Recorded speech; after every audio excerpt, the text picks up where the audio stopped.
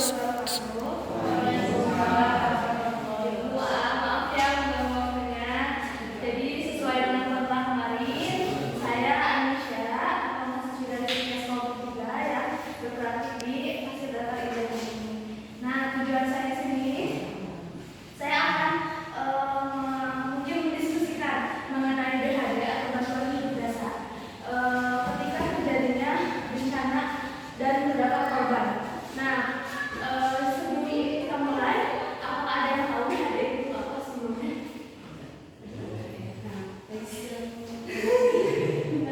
Nah, jadi BHD atau bantuan hidup dasar ini adalah salah satu cara untuk melakukan pertolongan pertama pada korban yang terdapat henti nafas dan henti jantung. Di mana ketika korban ada yang henti nafas, henti jantung, kita lakukan teknik namanya resusitasi jantung paru atau RJP.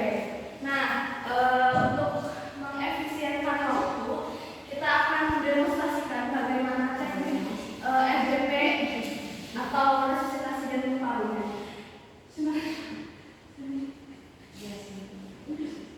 Jadi tujuan dari BHD ini untuk mungkin menolong atau menyelamatkan, cara utama menyelamatkan ketika adanya korban yang henti nafas dan henti jantung.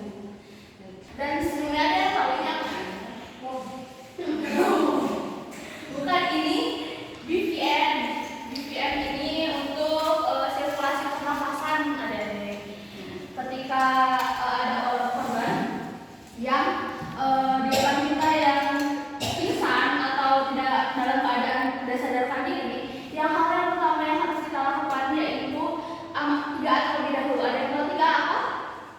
Nah, 3A itu aman diri, aman lingkungan, dan aman pasien. Di mana aman diri itu ketika kita melihat situasi sekitar kita, apakah ada orang untuk dijadikan saksi ketika ada korban. Karena kan zaman sekarang banyak yang viral ya, takutnya kita yang salah kena hukum dan sebagainya. Jadi kita harus memanggil salah satu orang untuk menjadi saksi kita untuk menolong korban. Lalu ketika misalnya ada masker, ada sarung tangan, handphone, kita bisa pakai untuk aman diri.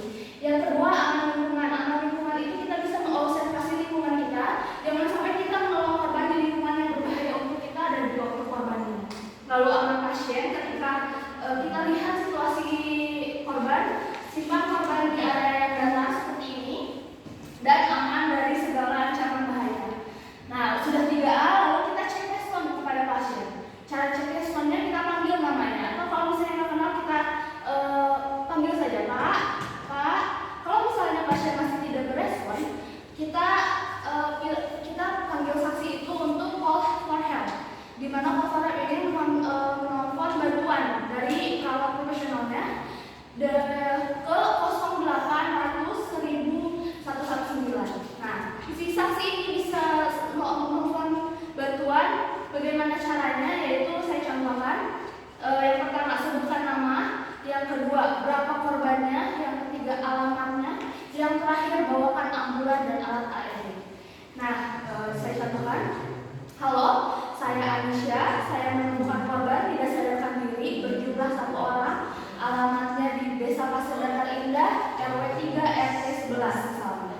Langsung tolong bawakan ambulan dan alat AED.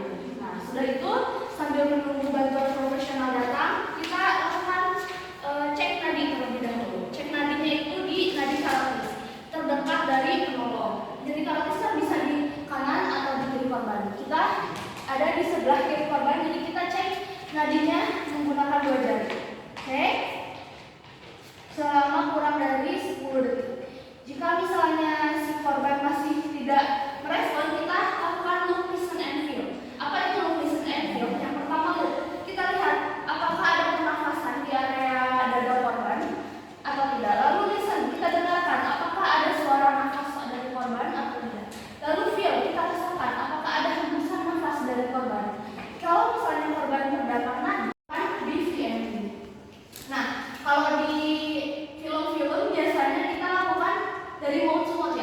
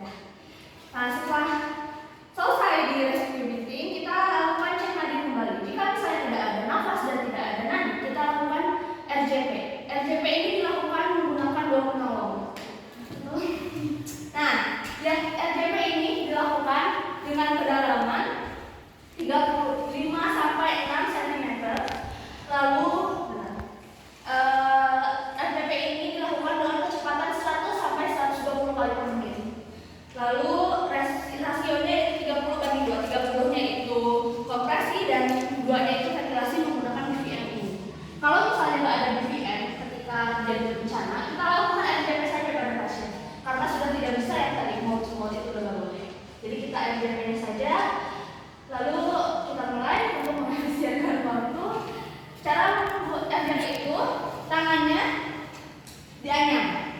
Tangan yang paling dominan itu berada di bawah. Jadi seperti ini. Tangan yang paling dominan. Lalu tangan anyaman ini disimpan di antara PX atau di antara pertengahan puting susu. Di tengahnya, coba nah di sini. Ini puting susu di sini. Lalu simpan tangannya. Lalu si badannya harus tegak agar kanannya itu dari si pundak ke bawah. Jangan sampai pundaknya ikut gitu ya. Jadi harus menekan. Nah, setelah itu rasionya 30:2 selama 5 siklus. Kita contohkan saja. Yuk. 1, 2, 3, 4, 5, 6, 7, 8, 9, 10, 11, 12, 13, 14, 16, 17, 18, 19, 30. Setelah 30 kita lakukan ventilasi 2 kali. 1, 2. Lakukan lagi RJP. 1, 2, 3, 4, 5. Terus seperti itu sampai 5 kali siklus atau 5 siklus. Udah 30, lakukan ventilasi lagi 2 kali. Nah, sudah selesai misalnya 5 siklus, kita cek nadi kembali. Cek nadi, cek respon, tidak ada respon lagi. Nadinya misalnya sudah ada, nafasnya sudah kembali. Nah, ketika ada nadi, ada nafas, kita lakukan breathing mantra. Bagaimana? Coba bisa tidur. Cara ketika korban ada nadi, ada nafas. Selanjutnya kita lakukan breathing mantra. Bagaimana caranya? Caranya tangan kanan korban kita tarik ke area kuping sebelah kanan kiri korban, kita ke bawah.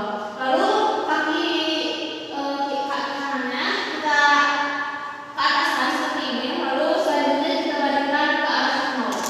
Nah, seperti ini. Nah, bantuan datang.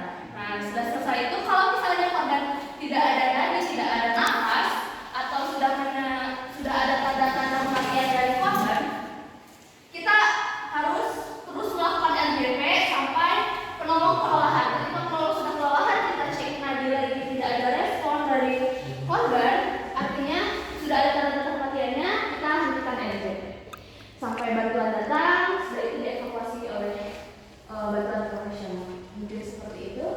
Ada yang ingin ditanyakan sejauh ini?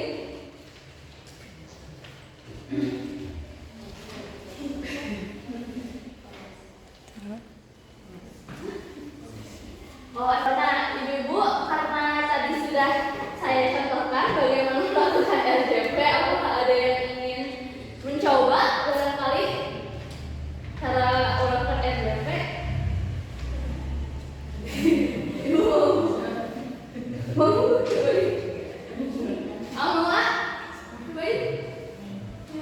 Ayo berdoa sini. Ayo belajar. Nih, siapa yang main ini? Siapa yang main ini? Nah, boleh sini. Yang kecil. Kamu di sana.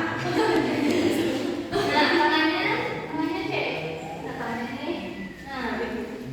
Nah, duduknya yang benar gini ya. Nah, ayah tegak, agak munduran. Nah, tangannya diangkat. Nah, simpan di antara kedua puting ini di sini. Tangan dominan ayah mana?